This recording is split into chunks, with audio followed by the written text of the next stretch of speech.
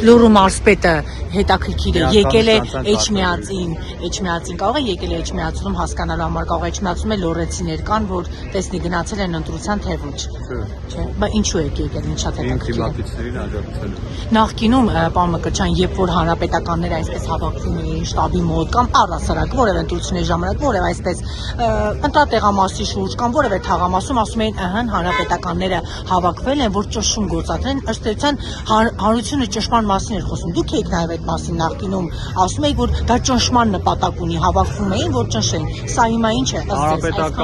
հանրապետականները մանկապարտեզի շենքել են սեփականացնում կուսակցական գրասենյակ դարձնում իրենց համար բանաձոր եկեք Տիգրան Մեծփողոցի հանրապետական կուսակցության գրասենյակը ձեր ցույց կտա մանկապարտեզի շենքը սա ընտրությունների վերջին օրինակ քվեարկությունն է եկել են Լոռին թողել եք եկել եք պարոն Մկրտչյան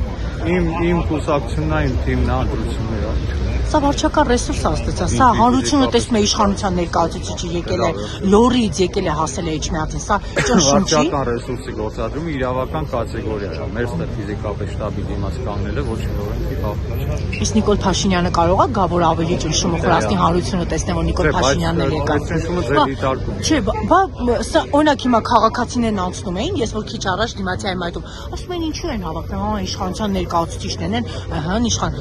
սրանից ավել ճնշում Ոչ Դե նախընտրական շտաբը թիմը հավաքվել է Լոռին թողել եք դուք գործող պաշտոնյա եք եւ Լոռին թողել եք եկել եք սրանից ավել ճնշում հանրության որ մարզպետը մարզը թողել է եկել սրանից ավել ինչ ճնշում կա անհիմ ամենայն հարգանքով Իսկ այսօր պատարագի մասնակցել եք պարոն Մկրտչյան Իսկ Նիկոլ Փաշինյանի գալու հետ կապված Էջմիածին որևէ տեղեկություն եք թե չէ